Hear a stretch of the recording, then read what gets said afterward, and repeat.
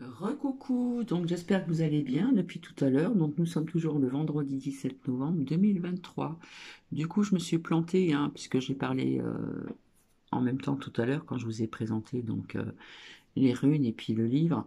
J'en avais compté 22 alors qu'il y en a 24 et il y en avait une de plus. Comme promis, je reviens. Alors ça va être très long, donc je pense que je ne sais pas si je vais le faire en une, deux ou trois parties parce que c'est très long.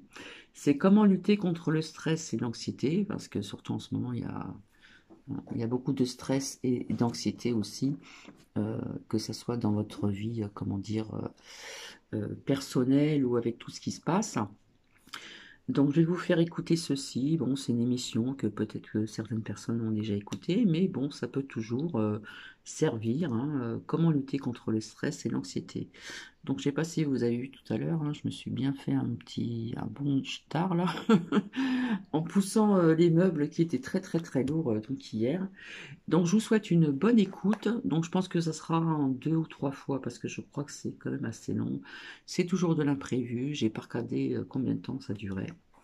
Et donc, voilà, ça peut servir dans votre vie quotidienne et surtout avec tout ce qui se passe actuellement, puisque vous savez très bien que le stress, l'anxiété, c'est un vrai poison. Ça peut déboucher sur même des maladies, etc., etc. Donc,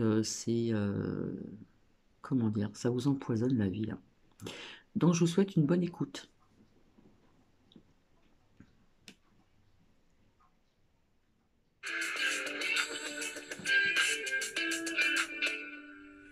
Une sensation de peur, l'estomac qui se noue, le cœur qui s'emballe, une angoisse croissante qui peut même devenir paralysante.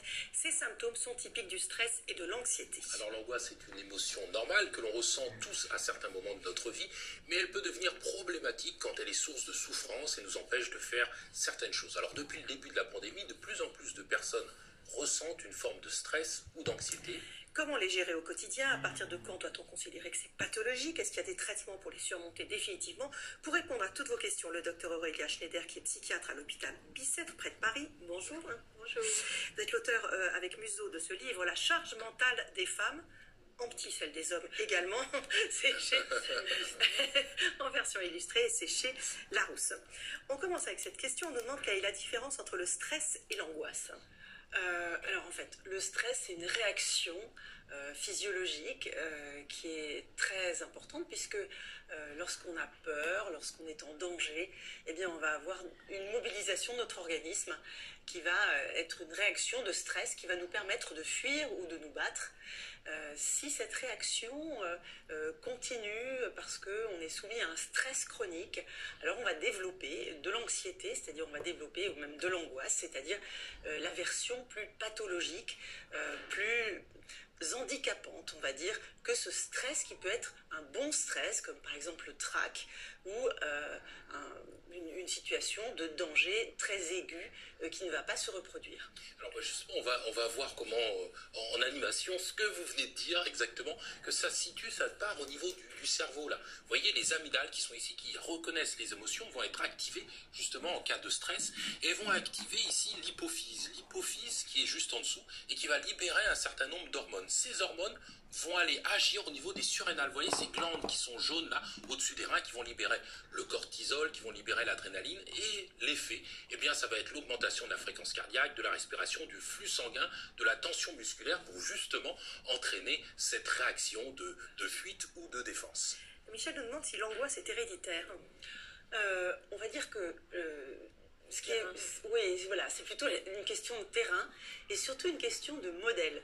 On voit des familles d'anxieux parce qu'il y a eu des modèles que l'on a côtoyés dans son enfance et on est aussi soi-même devenu un peu anxieux du fait du modèle. Voilà. André nous dit pourquoi certaines personnes sont-elles résistantes au stress et d'autres comme moi n'arrivent-elles pas à le gérer? Oui, alors c'est une bonne question. Il y a des personnes qui ont une attitude mentale notamment différente par rapport au stress. Il y a des personnes qui s'inquiètent, qui se font du souci pour beaucoup de choses. Ça peut aller jusqu'au trouble anxieux généralisé avec des soucis sur tout, tout le temps.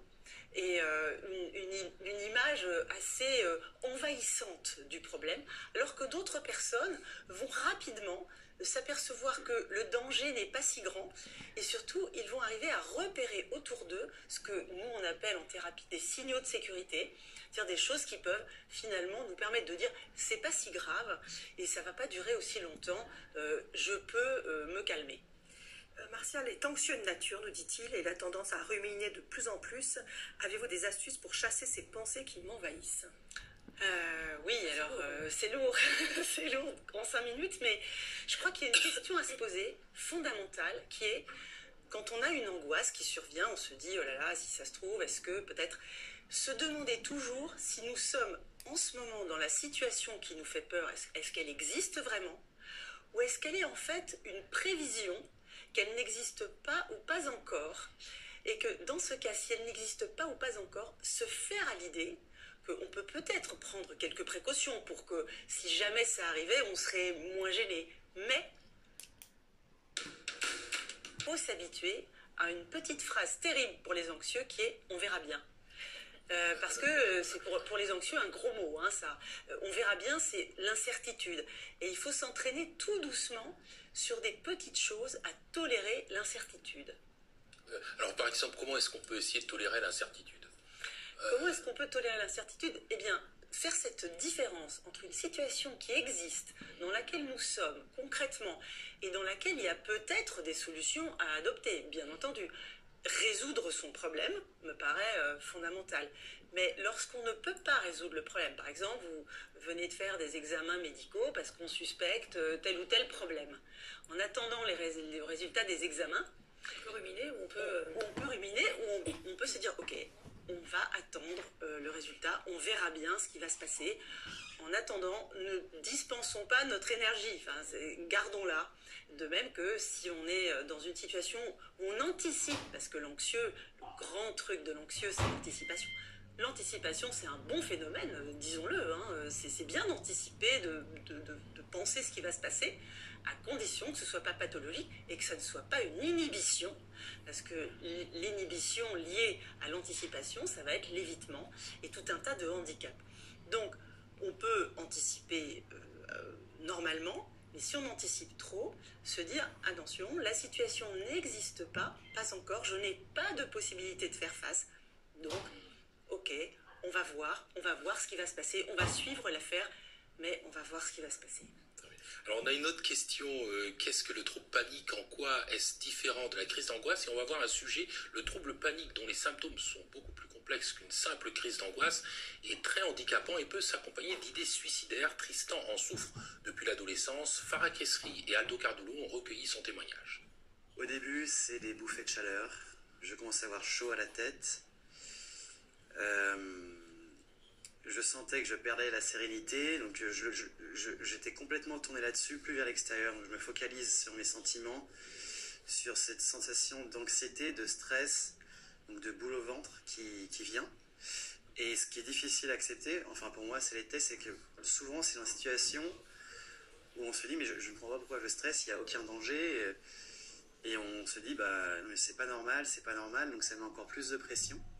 Une peur soudaine, sans raison apparente, et qui survient plusieurs fois dans le mois. Contre ces crises de panique grandissantes, Tristan développe différentes stratégies. Il évite de voir ses amis, assiste de moins en moins à ses cours. Mais au bout de 5 ans, épuisé, le barrage qu'il a construit finit par céder. Dans les idées noires, le cerveau est assez vicieux de ce côté-là. C'est que, en tout cas, le mien m'a dirigé vers, en fait, il y a une solution, c'est que tu ressentiras plus rien, c'est si tu disparais. Alors Tristan va beaucoup mieux grâce à un traitement antidépresseur. Dans ces cas-là, c'est la solution, les médicaments? On va dire oui, quand on fait vraiment état des lieux d'un état dépressif, un état dépressif majeur, hein, parfois avec des idées suicidaires, oui, bien sûr, il faut absolument se diriger vers un traitement. Il n'y a rien de honteux là-dedans, disons que l'anxiété de façon épisodique, c'est quelque chose qu'on peut gérer. J'ai même dit tout à l'heure qu'il y avait des moments où l'anxiété était une bonne chose pour la vie de l'individu. L'anxiété chronique, c'est un épuisement, c'est fatigant les crises d'angoisse, les vraies attaques de panique Les sont... sensations de mort imminente. Ouais, sensations de mort imminente sont des choses extrêmement douloureuses. Soit l'impression qu'on va mourir, soit l'impression qu'on va devenir fou. Et donc, quand c'est répété, ça finit par vraiment être très dur et à déprimer le sujet. C'est fréquent. Une bonne partie des grands anxieux, des troubles anxieux généralisés, connaissent un épisode dépressif majeur durant leur parcours de vie. Alors Luc nous dit quels sont les bienfaits prouvés de la cohérence cardiaque sur le stress. Rappelez ce que c'est que cette cohérence cardiaque. Cohérence cardiaque, magnifique. La cohérence cardiaque, c'est un petit exercice à faire, je vais vous montrer, c'est très simple. La cohérence cardiaque a ça d'extraordinaire, c'est qu'elle régule toutes les fonctions de votre organisme. C'est-à-dire que vous allez réguler le rythme cardiaque, et par cet intermédiaire-là, si c'est effectué suffisamment longtemps, on demande que ce soit 5 minutes. Mais commençons déjà par 1 minute, puis 2, puis 3, puis 4, puis 5. Il y a une régulation de toutes les fonctions de l'organisme. C'est très puissant. Moi, je fais faire ça à mes patients anxieux. Et j'ai toujours le même discours, c'est « je me sens mieux, je me sens plus équilibré ». On peut le faire? Oui, on peut tout à fait le faire. Alors, on s'installe bien équilibré sur sa chaise. On prend de l'air en inspirant par le nez, 5 secondes. On compte jusqu'à 5. Et puis ensuite, on expire sur 5 secondes également. Et on va faire ça pendant 1 minute. Ce qui fait qu'on va faire 6 cycles d'inspiration et d'expiration de 10 secondes par minute. Et on le fait 5 minutes. Mais commençons déjà par 1 minute. Un bon petit truc pour calculer les secondes, c'est le mot dictionnaire. 1 dictionnaire, 2 dictionnaires, 3 dictionnaires, 4 dictionnaires, 5 dictionnaires, ça fait 5 secondes. Voilà, pour pas aller trop vite ou pas aller trop lent. Ça permet de se concentrer sur sa respiration. Exactement, ça permet aussi de penser à autre chose, exactement. Et ça, effectivement, mais ça peut, en dehors des angoisses habituelles, ça peut marcher très bien quand on a peur tout d'un coup en avion parce qu'il y a des trous d'air, quand on se réveille d'un cauchemar et qu'on a le cœur qui a accéléré, ça peut s'adapter à beaucoup de choses. Ça peut s'adapter à beaucoup de choses.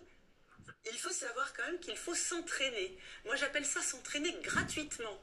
N'attendez pas d'être en pleine attaque de panique pour faire de la cohérence cardiaque, parce que vous n'y arriverez pas et vous allez vous dire ça ne marche pas. Le truc ne marche pas. Alors moi j'ai un souci, c'est que je panique jamais. Non mais c'est formidable. Mais disons, pour les paniqueurs, le grand conseil c'est entraînez-vous gratuitement au quotidien. 1 minute déjà, puis ensuite 2. Vous verrez l'effet que ça fait. Mais là, on voit bien sûr la respiration. Je fais 2-3 choses. On sent bien sûr, hein, c'est relaxant, etc. Oui. C'est Et apaisant. puis, au lieu de penser à toutes les catastrophes qui pourraient se produire, pensons à notre respiration. C'est une valeur sûre. On me demande comment débrancher mon cerveau pour que mes angoisses ne m'empêchent pas de m'endormir. Il y a déjà la cohérence cardiaque, on peut faire. La cohérence cardiaque et surtout, le truc terrible, c'est se dire « il faut que je dorme ». Alors si vous vous dites « il faut que je dorme », vous allez activer votre conscience sur le fait de dormir.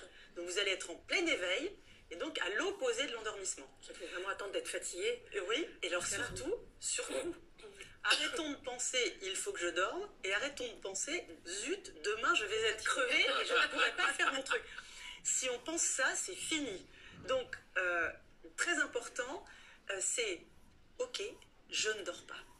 Et j'ai déjà passé des sales nuits, pour autant, le lendemain, j'ai réussi à faire ma journée, et le lendemain soir, en général, j'ai mieux dormi parce que j'étais complètement crevée.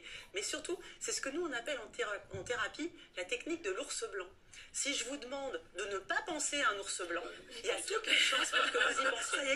Il est là, et il ne va pas s'en aller. Mais donc, ok, si on pense à un ours blanc et qu'on ne veut surtout pas y penser, ne pas se demander de ne pas y penser. Ok, il est là, tant pis, il va finir par s'en aller. Faut-il chercher à détendre le corps plutôt que l'esprit quand on se sent angoissé, nous demande Anne, c'est une bonne question. Et on va chercher à détendre les deux, mais d'abord le corps. C'est une bonne idée de commencer par quelque chose de simple, puisque le corps, c'est accessible directement. Si on fait régulièrement des techniques de cohérence cardiaque qui sont très simples, ou encore une autre technique que j'aime beaucoup, c'est la poupée de chiffon, c'est s'asseoir dans son fauteuil, mettre les pieds à plat, décroiser les jambes, poser les mains sur les cuisses, et complètement détendre au point que votre main est toute molle quand vous la soulevez, Ça, 2-3 fois par jour, ça dure 10 secondes. Prenons l'habitude de détendre notre corps gratuitement. On aura des outils quand ce sera plus difficile qui seront formidables. Merci beaucoup, Auriel Schneider. J'appelle votre livre avec Museau, La charge mentale des femmes et celle des hommes en version illustrée. C'est chez Larousse. Mais entre les heures sup et les réunions. Donc finalement, c'était pas très long. Comme je disais, c'était pas trop long. J'espère que ça va vous apporter quelque chose. J'ai trouvé ça intéressant. Puis finalement, bon, c'était court. Voilà. Je pensais que ça aurait été plus long. Puisqu'avec Cathy, c'est toujours de l'imprévu. Donc, je vous ferai écouter ultérieurement autre chose aussi qui peut être intéressant dans votre vie quotidienne, des conseils, des astuces, etc. Et là, je vais vous souhaiter donc une très belle journée. Alors ici, le ciel s'éclaircit et le soleil pointe le bout de son nez. Donc, nous allons avoir du soleil et ça va faire du bien. Voilà, voilà. Allez, plein de bisous à vous et très belle journée. Au revoir.